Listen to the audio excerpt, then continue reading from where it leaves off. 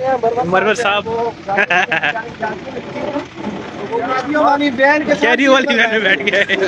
خان صاحب سے ملاقات کر کے آئے ہیں یار بڑا خوش نظر آ رہے ہیں. ملاقات کی ہے اور خان نے جو بتایا ہے بہت سے لوگوں کا دماغ بک سے اڑ جائے گا. اچھا تھوڑا سا ہمیں خان صاحب چلے جو وہ تو آپ ظاہر ہے آپ کی عمارت ہے وہ آپ جب فل کریں گے بتائیں گے. تھوڑی سی تھوڑا سا یہ بتائیں کہ خان صاحب کا جو صورتحال شفٹ تو وہ ہو گئے. خان صاحب سے ملا ہوں ابھی تک ملاقات اور ملاقات کے 3 گواہان اور بھی ہیں. ایک علی ظفر صاحب, بابر اعوان صاحب اور سلمان اکرم راجہ صاحب. اور جو خان صاحب نے باتیں کی ہیں بہت ساری چیزوں کا ہمیں پتہ نہیں تھا. بہت سی چیزوں پہ خان صاحب کا نام غلط استعمال ہوا ہے اور خان صاحب کے فرشتوں کو بھی علم نہیں ہے. اور اس کے علاوہ بڑی مفید ہماری باتیں ہوئی ہیں. خان صاحب نے کچھ اپنے مسائل بتائے ہیں کہ جو اس کے ذہن میں جو ایشوز تھے جس پہ وہ ہمیں بریف کرنا چاہتے تھے ان کی مجھے ہدایات ہیں سب کے سامنے کہ میڈیا پہ, الیکٹرانک سوشل میڈیا پہ آپ نے پاکستان تحریک انصاف اور خان صاحب کا پیغام پہنچانا ہے اور میں ان کے ترجمان کی حیثیت سے اپنے فرائض کی انجام دہی جاری رکھوں گا. اور خان صاحب نے جو ہیں کچھ اور ہدایات دی ہیں کور کمیٹی کے لیے. بابر اعوان صاحب اور میں یہ دونوں پہنچائیں گے.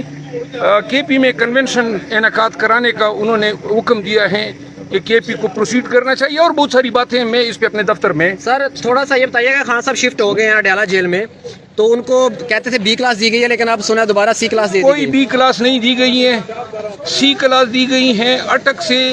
اٹک میں جو حالات تھے وہ وہاں پہ بہتر تھے, یہاں پہ تھوڑے برے ہیں کیونکہ وہاں پہ خان صاحب فرماتے ہیں کہ میں واک کر سکتا تھا, یہاں پہ واک کی جگہ نہیں ہے. اور باقی باتیں ہیں میں انشاءاللہ اپنے دفتر. سر خان صاحب کا نمبر وہی ہے 804 ہی ہے؟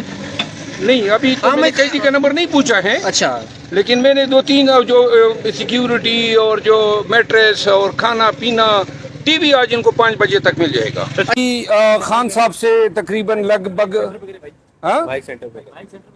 تھوڑا ادھر کرو.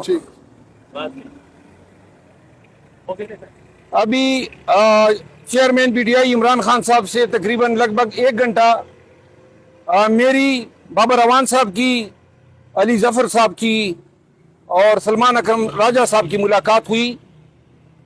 علی ظفر صاحب تھوڑے تاخیر سے آئے. ملاقات میں ہم نے کیسز کے حوالے سے گفت و شنید کی.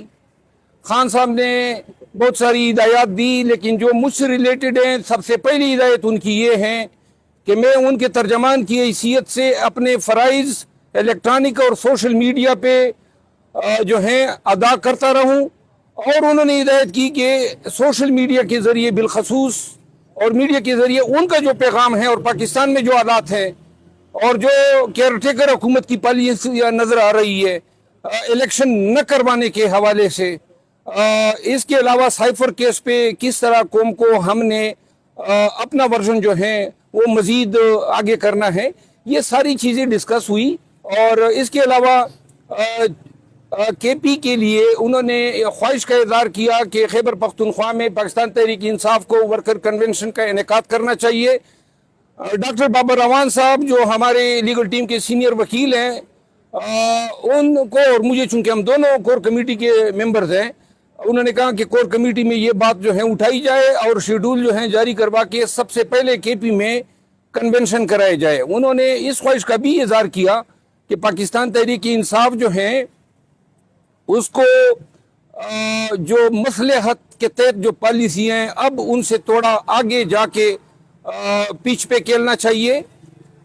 انہوں نے میری اس ٹویٹ کی تائید کی جو میں نے ایک آئینی منصب رکھنے والے ایک شخص کے حوالے سے دیا تھا.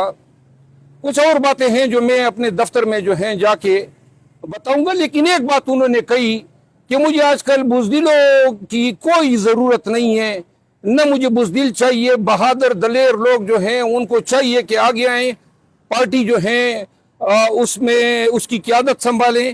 اور خان صاحب کی آج کی باتوں سے معلوم ہو رہا تھا کہ سلولی اسٹیڈلی جو ہیں لیگل بیٹل پہ اور عدالتی جو سپریمیسی ہیں اس کے حوالے سے اس کا اعتقاد مزید کمزور پڑتا جا رہا ہے.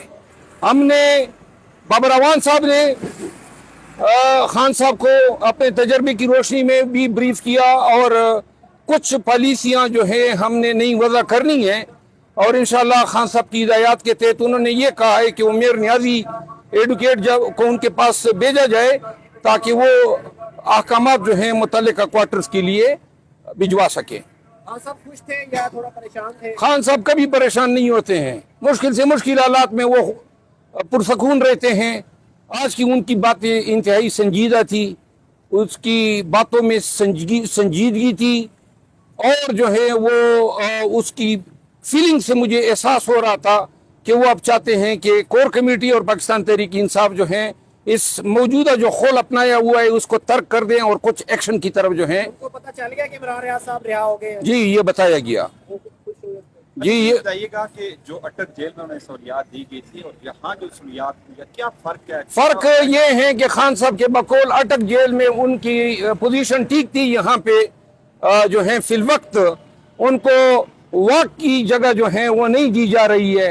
वो बता रहे थे कि जी एक 10 फुट की जगह वो बता रहे हैं कि यहाँ पे आपने वॉक करना है, जबकि और जगह है, लेकिन बकौल खान साहब के हुकाम ने उनको अपनी मजूरी जाहिर की है। इस हवाले से मुझे हिदायत की है और मैं इस हवाले से हाई कोर्ट से रजू करूंगा। मरवत साहब, इस वक्त खान साहब डेला जेल में केस फेस कर रहे हैं, आप उनकी लीगल टीम में शामिल हैं, क्या वजह है लीगल टीम में इतने ज्यादा जो उनसे वो इश्यूज खड़े हो रहे हैं आपके आपस में? जब आपके आपस में इश्यू है तो आप जो जेल के अंदर आप शेर हैं उसके लिए फाइट कैसे करें? इस पे काफी गुफ्तगू इसी पे हुई और इसकी वजह यह है कि जिस शख्स को लीगल टीम के मामलात सौंपे गए हैं वो वकील नहीं है। तो आज मैंने उनको कहा है कि जी बल्कि रिकमेंड किया है कि जी मामलात किसी ऐसे शख्स को दें जो इन तमाम इख्तलाफात को और लोगों के जेन्युइन कंसर्न को जो है वो पर्च कर सके।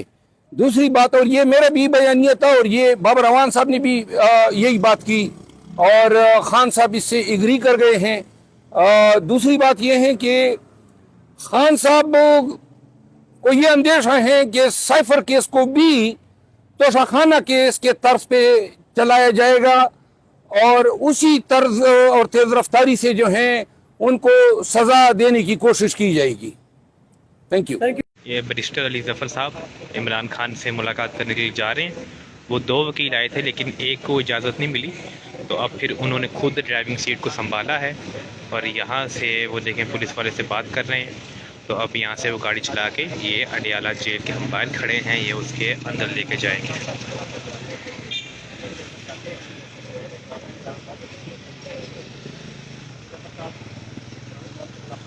ये इनकी गाड़ी है।